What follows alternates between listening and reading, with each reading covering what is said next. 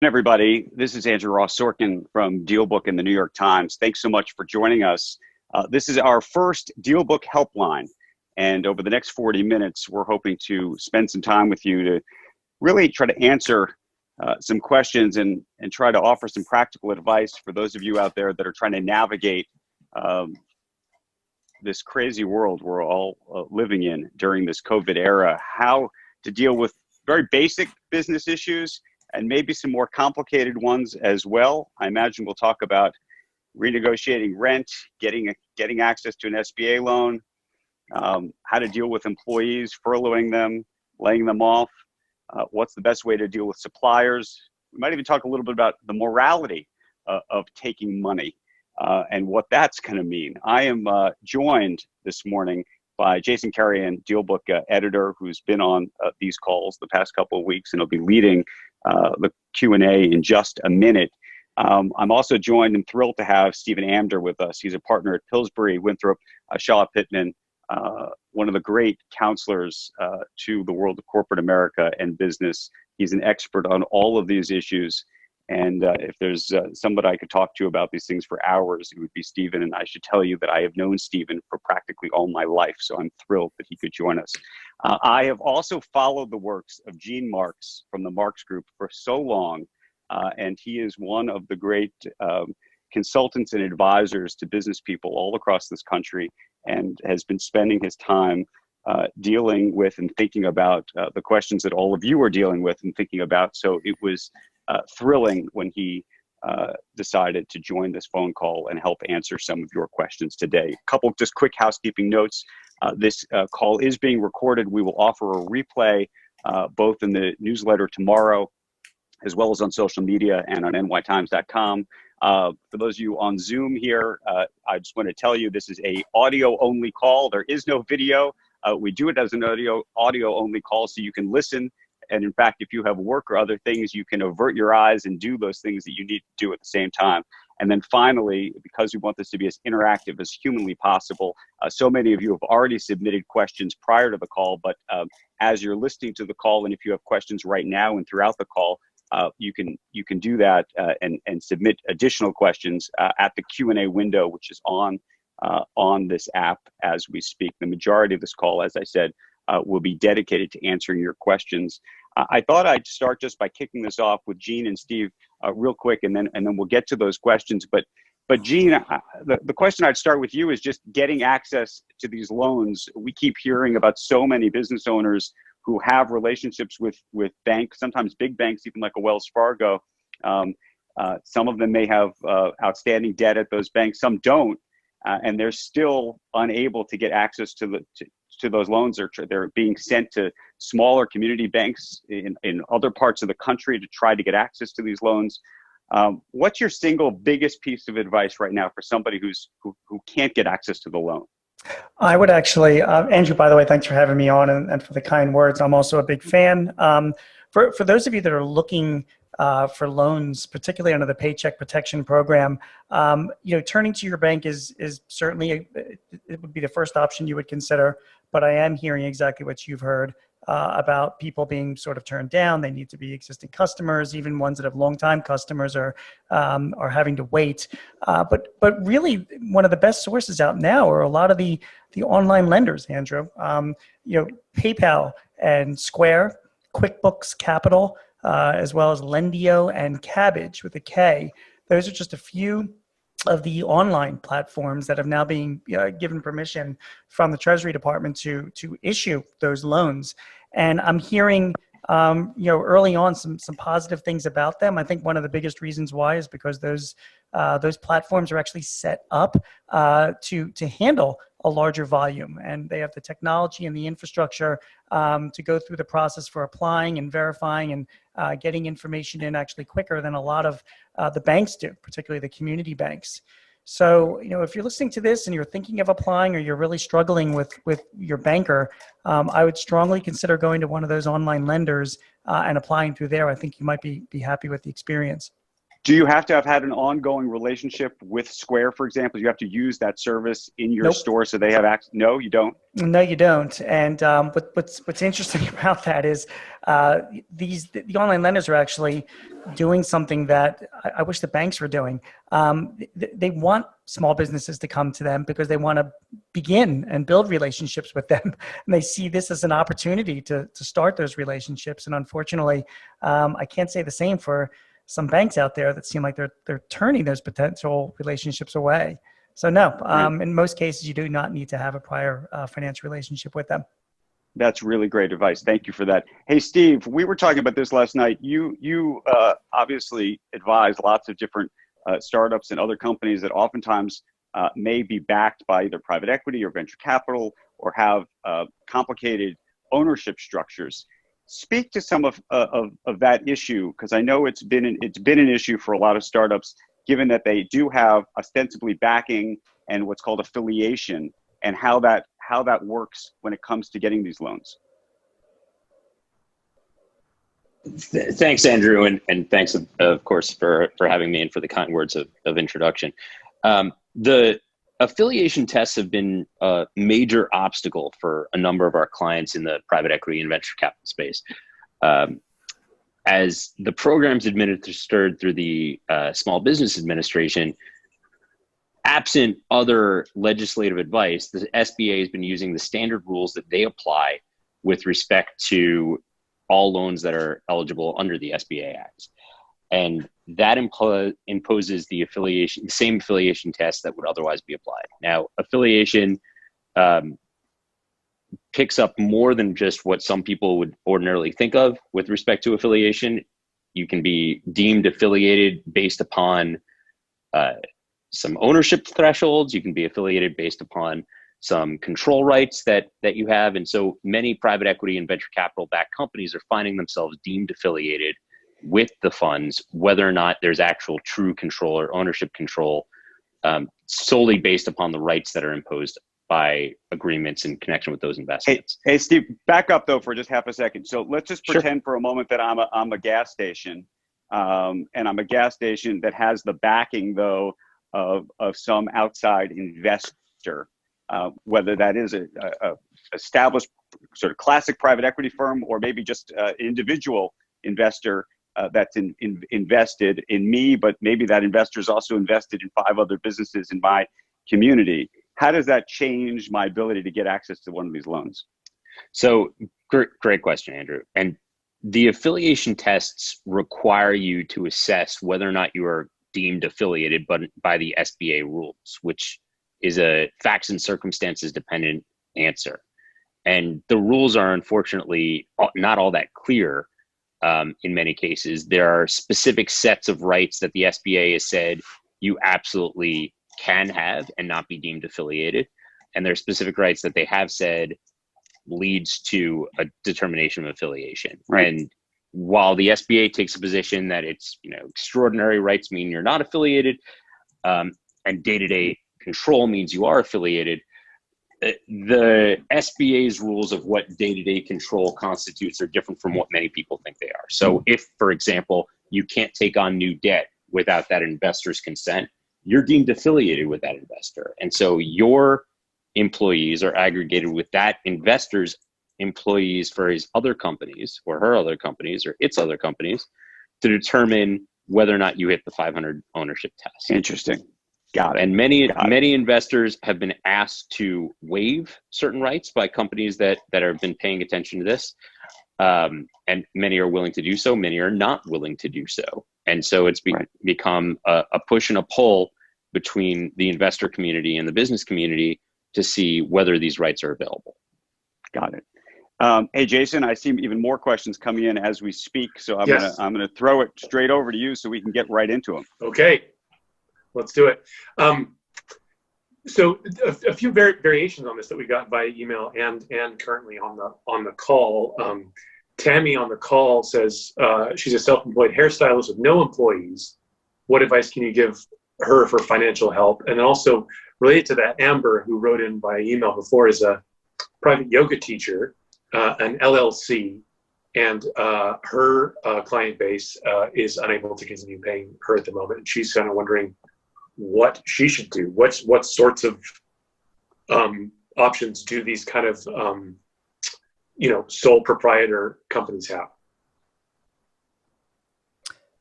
This is Gene. I'm happy to jump in. Yeah, sure. Yeah. There are definitely options if you're a sole proprietor or an independent contractor. I mean, first of all, you can apply for unemployment insurance. Because of the stimulus program, the states have been told now that they need to accept independent contractors and sole proprietors, and you can apply for that, whatever you're entitled to, for unemployment plus the additional $600 a week, which goes through July.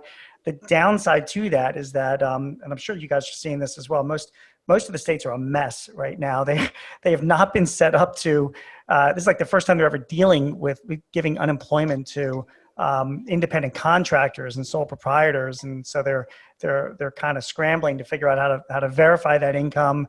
A lot of their websites aren't set up to do that, so they're trying to fix that as well. Plus, they're getting inundated with claims, so that's slowing down the process. And by the way, there's a pandemic going on, and most of them are working from home, so it's all adding to the problems. That's pushing back getting checks. But again, if you're an independent contractor, it's certainly an option. You just are going to have to be a little bit patient. Your second option, of course, is you can apply for a loan under the Paycheck Protection Program. It was open last Friday to independent contractors and sole proprietors as well. The key to that is that when you're trying to estimate your income, it's the SBA has been basing it, or the banks are basing it, based on your self-employment income. So some people say like, oh, I don't really give myself a paycheck, I don't have a payroll.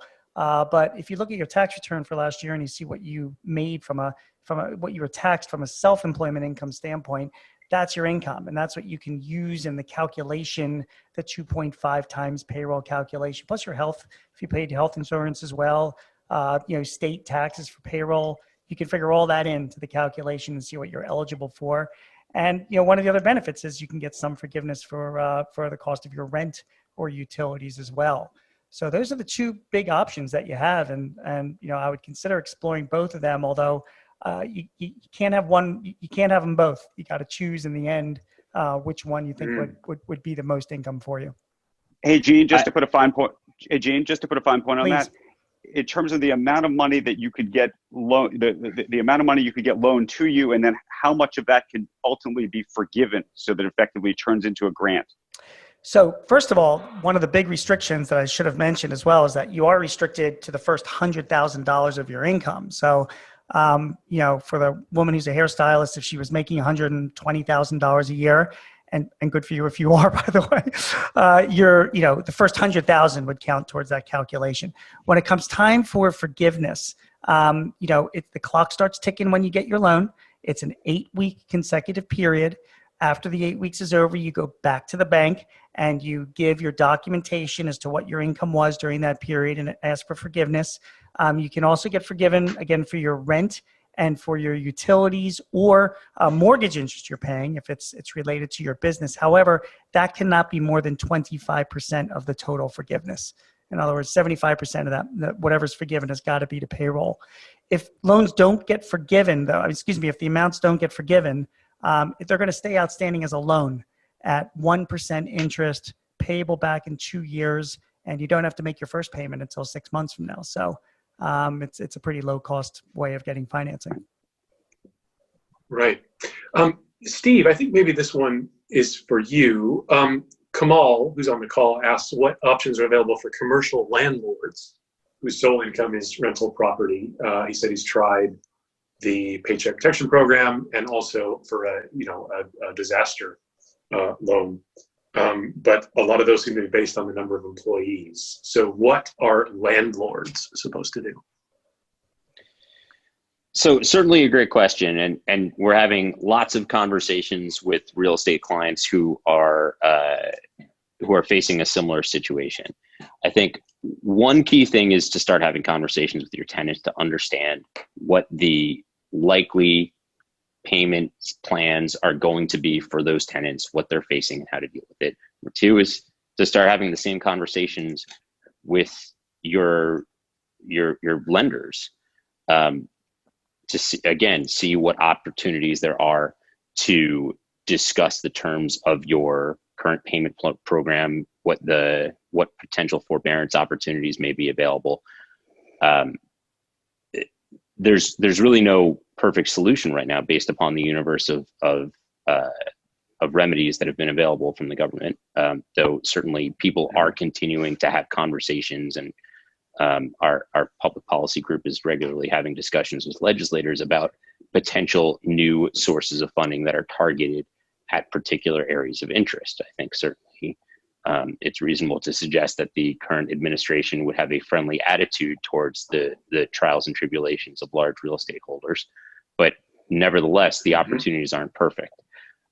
There are potential availabilities for the economic injury disaster loans. I do think that some of those may have the greatest likelihood of recourse for current landlords. And the Main Street lending program looks like there may be additional opportunities there as well, though, again, depending on the terms and conditions of particular real estate operations, partnerships, et cetera, the restrictions on dividends and upstream flows of capital from those partnerships to the ultimate holders may present some difficulties for long-term funding of personal operations. And so what I'd say is it's worth exploring all of the current opportunities that there are right now today. It's worth writing to your congressman to say that you need additional resources because you don't feel that what's in there today helps your plight. Because I think the reality is that nobody is currently expecting that the universe of programs that's in place today is going to be the total universe of programs that's necessary to get everyone through this. And so continuing to push legislators to explore additional opportunities, I think, is certainly a recommended path of action. And can I also add, this is Gene again. That was great, Andrew, and all of those sources are really really helpful, particularly to landlords. There's we never really talk about some of the corporate programs that are available. Some big companies have been stepping up with grants and loan programs for small businesses, which include landlords and real estate companies. I mean, Facebook has set up a $100 million grant program. This is for like cash grants that they're going to be given, they say, to 30,000 small businesses. JP Morgan has set up a program as well. The Opportunity Fund, which is a nonprofit, has set up or is in the process of setting up both grants and loan programs to small businesses. So I just want to say one of the biggest holes in this is affecting landlords and property people, because the Paycheck Protection Program, these kinds of loans were really meant not to replace income, but to subsidize your operations and keep people employed. But some of those corporate grant programs are available that could help, see you through this. Right. And there's a lot of questions coming in about negotiating rent. To look at it from the tenant's point of view, Mina, who's on the line, and also Mab, write in to talk about that, about sort of just how to approach that. How should tenants approach talking to their landlords about renegotiating or not paying at all, or just what's sort of best practice for approaching that quite fraught discussion? So it's Steve. My approach in all negotiations is to be a forthright negotiator and be upfront with the actual situation that you're facing and have an open and honest discussion. And again, I think your landlord will likely be interested in knowing that you're seeking potential sources of funding and would probably fairly want a portion of that funding or a commitment to pay a portion of that funding if and when received. But I think landlords are being fairly pragmatic to the fact that foot traffic has slowed, if not stopped, and the ability of different businesses to pay rent is really going to be dependent on the facts and circumstances. Right. Hey, Steve, though, it's Andrew here, real quick, and maybe Gene can answer this. Is it, when you have this terrible conversation, is this something that you think should be a phone call? Should start as a letter? Today Tesla sent out a letter to all of its landlords across the country and said they're not paying. And they started the conversation by saying, we are just not, they explained their situation and said, we're not paying this month, as opposed to, and that's how they sort of anchored the discussion. What's your best advice for trying to begin the conversation itself? Is that a phone call? Is it an email? Is it a text? And sort of when you begin it, do you sort of start with I can't do this, I'm not doing this? Or is it, let's figure out where we can go here? Yeah, look, I think everybody's situation is going to be different depending on the relationship and the negotiating power of the parties.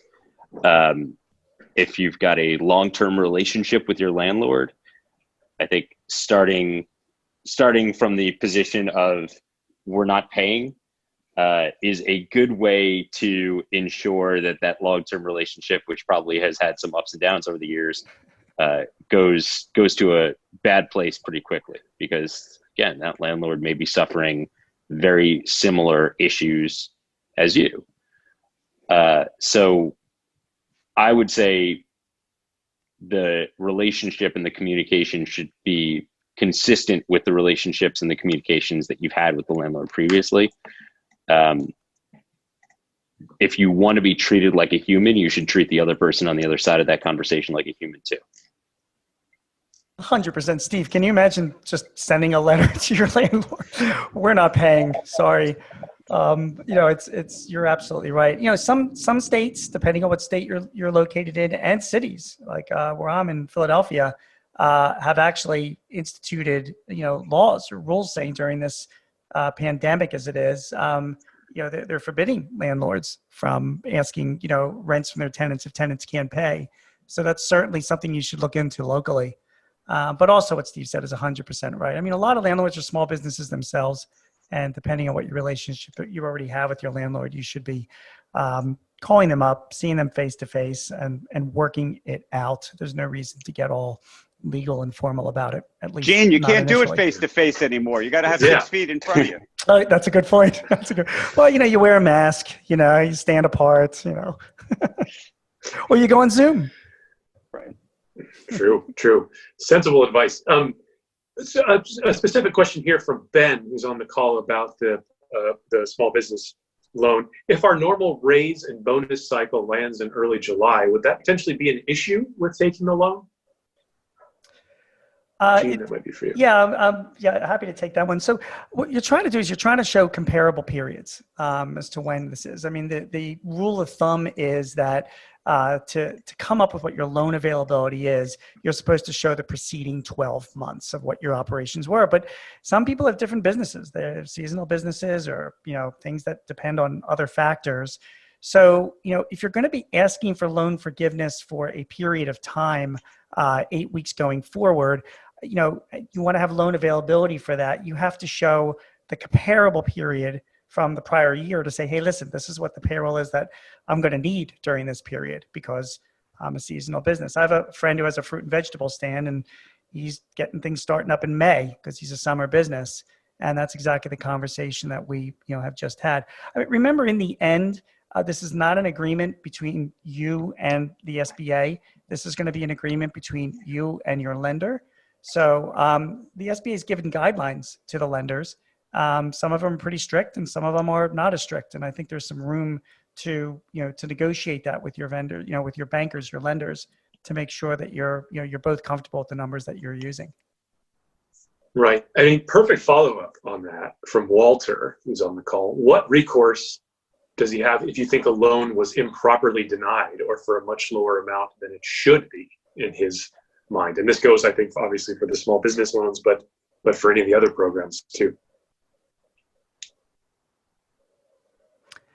Who is that for? Go ahead, Gene, and then we'll bring Steve in later.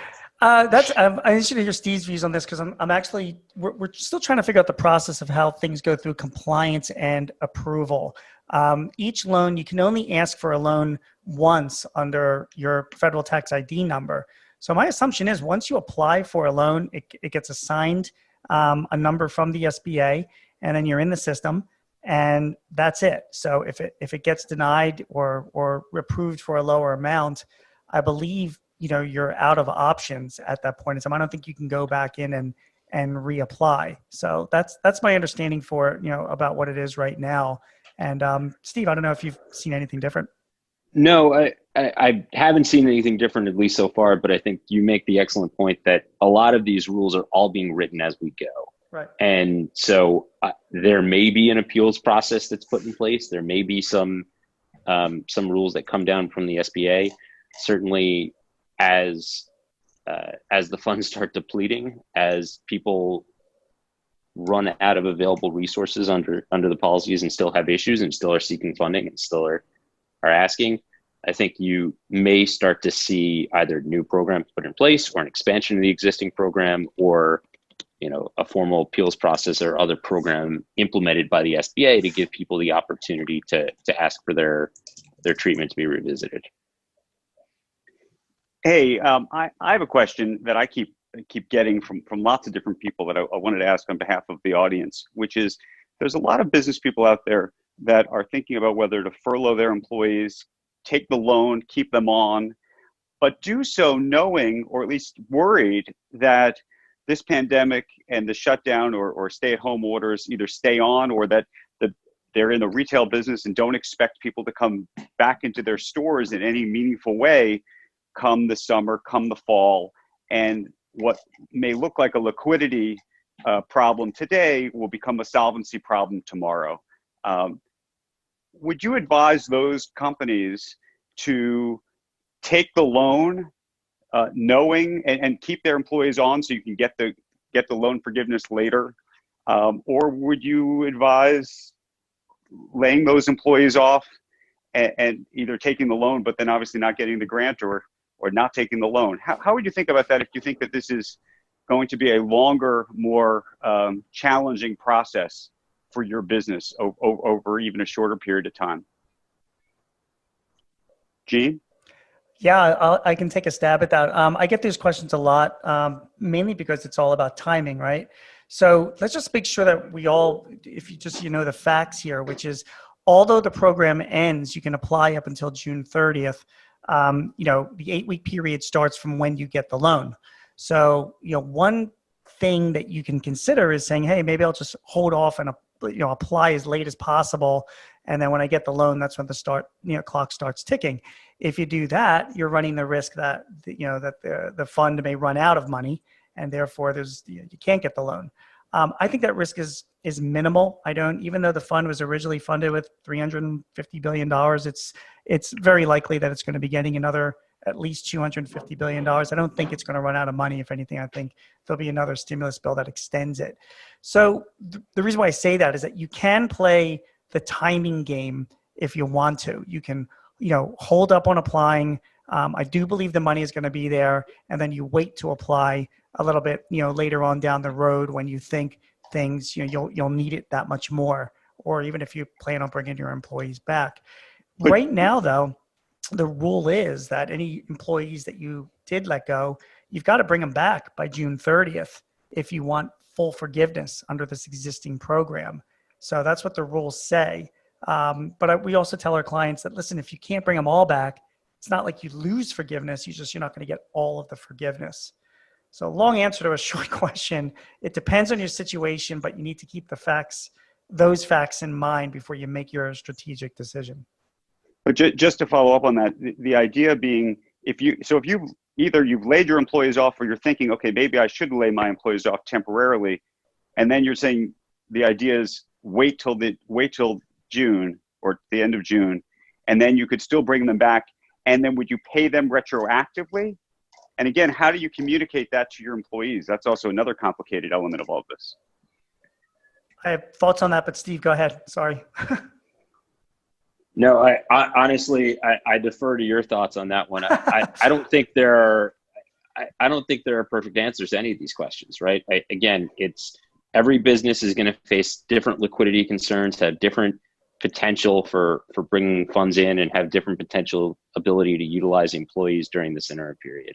And so I think, and Gene, please jump in, but yeah, I think Yeah, go ahead. Oh, no, I'm sorry. No, I mean, if you lay your employees off, they can start collecting unemployment insurance. And one of the biggest issues that, small business owners, what we have right now is that for a lot of employees, that unemployment insurance is pretty darn good. In fact, it could be a lot better than what we're paying our employees. And once you lay an employee off, it's not like you can demand they come back. You might lose them. So that's one risk that you have there.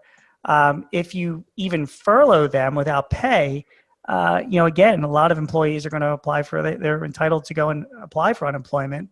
And therefore, again, they might not come back. Having said that, keeping them on the payroll and paying them when they're not doing anything at all is also sort of counterproductive.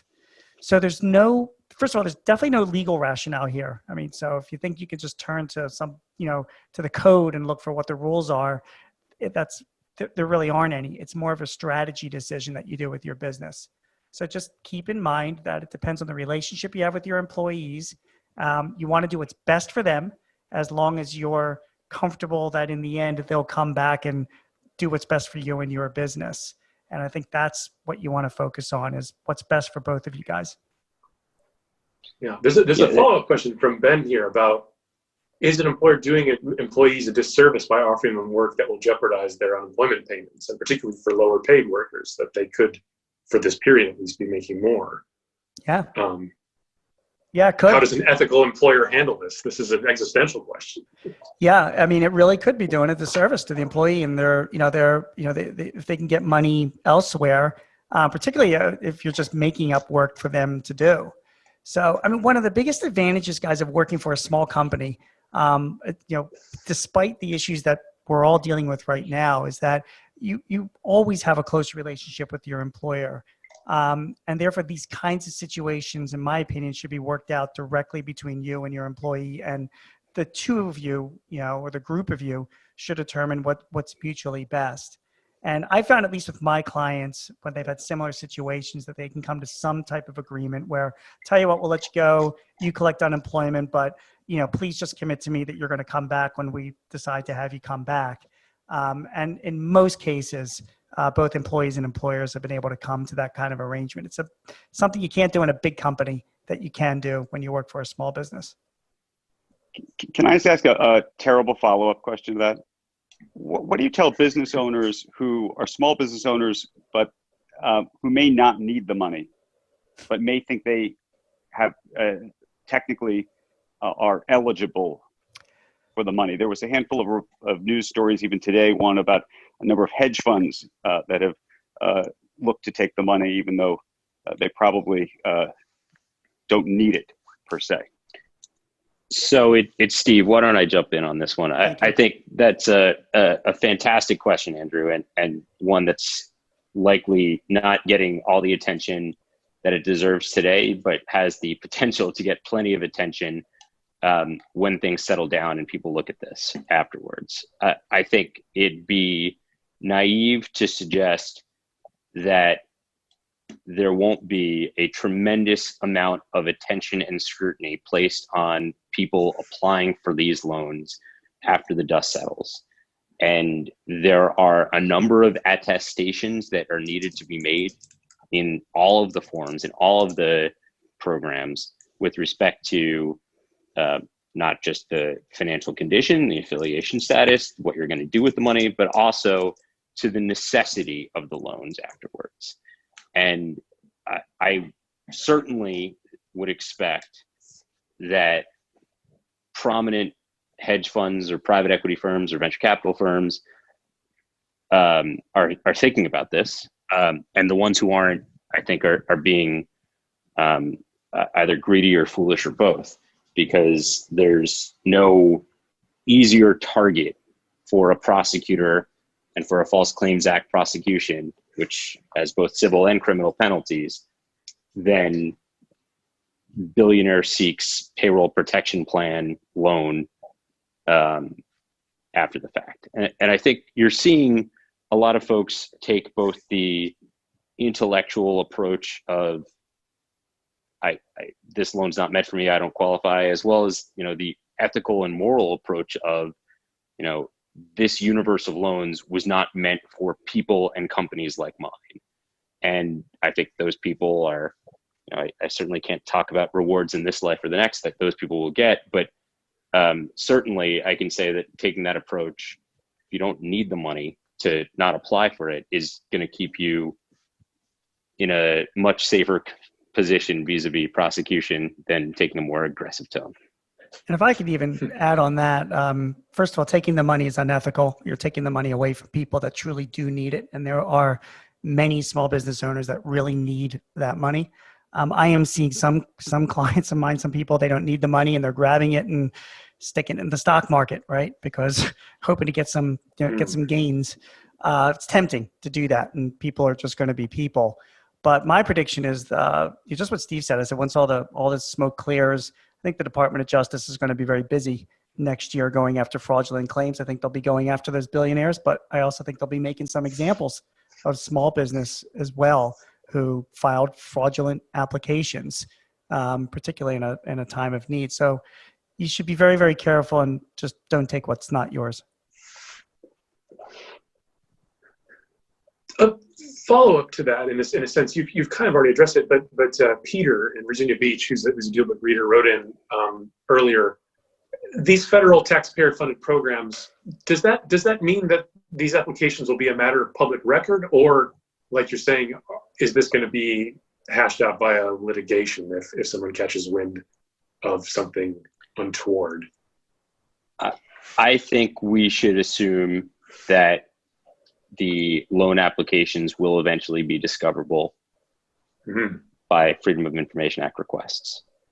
And again, I've had a number of clients decline to pursue, even if there's a possible waiver under the affiliation test, but decline to pursue a potential loan because they don't want their name showing up attached to a form seeking a payroll protection plan loan, for example.